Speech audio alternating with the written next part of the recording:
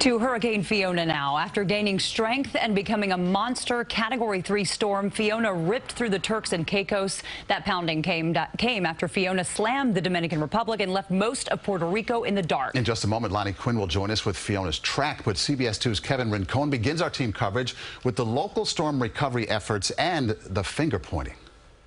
The devastation in Puerto Rico is hard to fully grasp. 5 years after Hurricane Maria, it's clear not enough was done to prepare for this.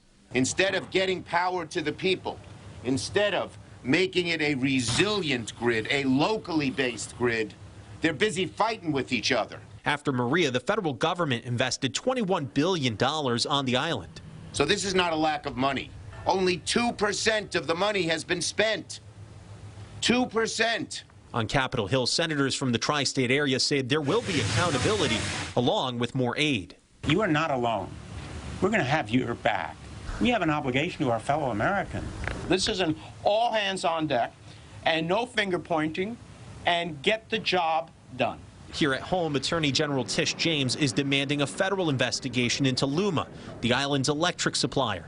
In a statement, she says critical upgrades and system improvements are needed so that Puerto Ricans are never again left in the dark. Here at City Hall, nearly 1 in 3 council members have ties to Puerto Rico, which makes the tragedy there feel that much closer to home. Sometimes I think people forget that there is this island that is going through immense struggles in terms of recovery and that has been hit time after time. Councilmember Carlina Rivera has family on the island. Unlike 5 years ago, she's at least been able to make contact.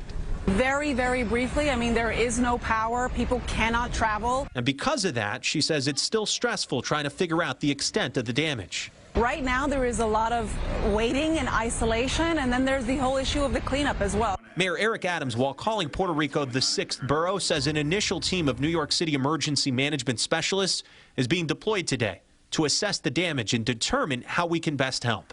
And help is what many on the island are now hoping for. In Lower Manhattan, Kevin Rincon, CBS 2 News.